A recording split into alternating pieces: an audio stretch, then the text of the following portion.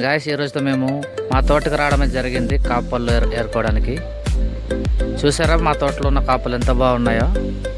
ప్రతి చెట్టు అయితే చాలా ఎక్కువ కాసింది. చిన్న చిన్న చెట్లు కూడా చాలా పెద్ద పెద్ద కాయలతో చాలా మంచి కాసు ఉన్నాయి ఈ సంవత్సరం అయితే.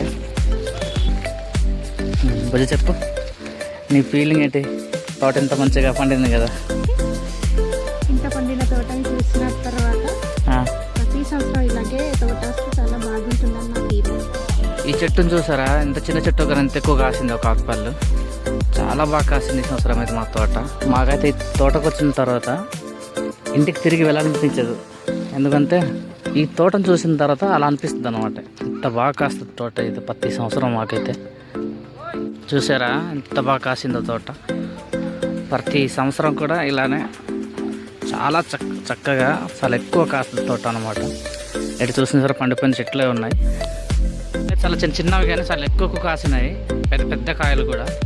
ఈరోజు మా తోటలో కాపాలు ఏరడానికి వచ్చిన వారికి అయితే ఈరోజు మేము బిర్యానీ పెట్టడం జరిగింది ప్రేమగా. ఆ క్లిప్స్ కూడా నేను ఈ వీడియోలో మీకు చూపిస్తాను. ఈ వీడియోని చివరి వరకు చూడండి. సూపర్ అసలు. ఇంత చిన్న చిన్న చెట్లు ఇంత పెద్ద ఎక్కువ కాయడంలో చాలా సంతోషకరంగా ఉంది. ఫుల్ బిర్యానీ అనేది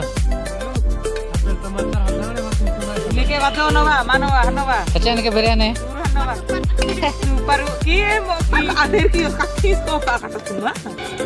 అందుకే చూసి వేసుకోవాలి.